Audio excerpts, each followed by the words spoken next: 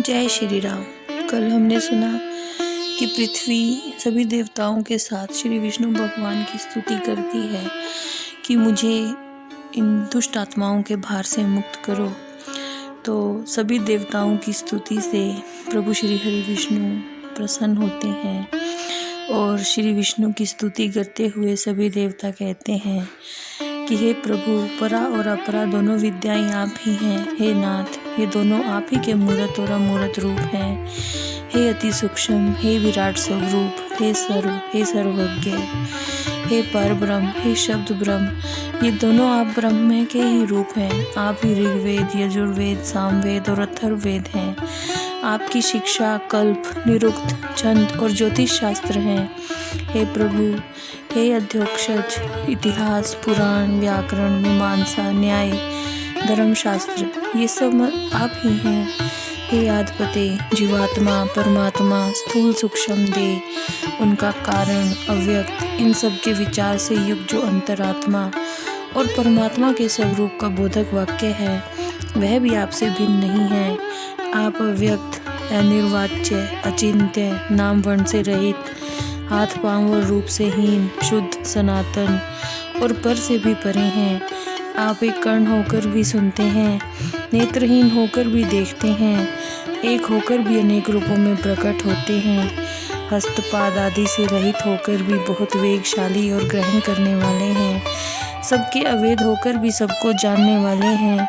जिस धीर मनुष्य की बुद्धि आपके श्रेष्ठतम रूप से पृथक और कुछ नहीं देखती, आपके अणु से अणु और दृश्य स्वरूप को देखने वाले इस मनुष्य की अत्यंतिक अज्ञान निवृत्ति हो जाती है। आप जगत के केंद्र हैं, त्रिभुवन के रक्षक हैं, संपूर्ण भूत आप में ही स्थित है। जो कुछ भी है वह सब आप ही है। आप ही हर प्रकार की अग्नि को तेज और विभूति दान करते हैं। हे अनंत मूर्ते, समस्त और आपके नेत्र हैं। आप ही तीनों लोक में अपने पग रखते हैं। आप ही अविकारी अग्नि विकृत होकर अनेक प्रकार से प्रज्वलित होते हैं। आप अनंत रूप धारण कर लेते हैं। जो सर्वश्रेष्ठ पद है वो आप ही हैं। ज्ञानी पुरुष ज्ञान की दृष्टि से आपको ही देखते हैं। भूत और भविष्य जो कुछ भी है वह आपके अतिरिक्त और कुछ भी नहीं है। आप व्यक्त और अव्यक्त रूप हैं, समष्टि और व्यष्टि रूप हैं। आप ही सर्वज्ञ, सर्वसाक्षी, सर्वशक्तिमान, समस्त ज्ञान, बल और ऐश्वर्य से युक्त हैं। आप हास और वृद्धि से रहित, स्वाधीन, जितेंद्रिय। आपके अंदर श्रम, तंद्रा, भय, क्रोध, काम नहीं है। आप अनित्य, अप्राप्य, निराधार और अव्याहत गति हैं।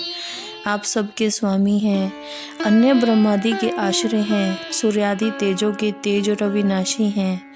हे पुरुषोत्तम, आपको प्रणाम है। आप किसी कारण, अकारण, कारणाकारण से शरीर ग्रहण नहीं करते, बल्कि धर्म की स्थापना के लिए शरीर ग्रहण करते हैं। इस तरह प्रभु अपनी स्तुति सुनकर प्रकट हुए तो ब्रह्मा जी प्रभु को सामने देखकर फिर स्तुति करने लगे कि हे अनंत मुख चरण वाले, आपको बार बार प्रणाम है। हे जगत की उत्पत्ति, स्थिति और विनाश करने वाले, हे अप्रमेय, आपको बारंबार प्रणाम है। आप सूक्ष्म से भी सूक्ष्म, गुरु से भी गुरु और अति वृद्ध प्रमाण हैं। प्रधान, प्रकृति, महत्व और अहंकार आदि में प्रधान भूत मूल पुरुष से भी परे हैं। हे प्रभु, आप हम सब पर प्रसन्न हो। हे देव, इस पृथ्वी के पर्वत रूपी मूलबंध इस पर उत्पन्न हुए महान असुरों के उत्पात से शिथिल हो गए हैं।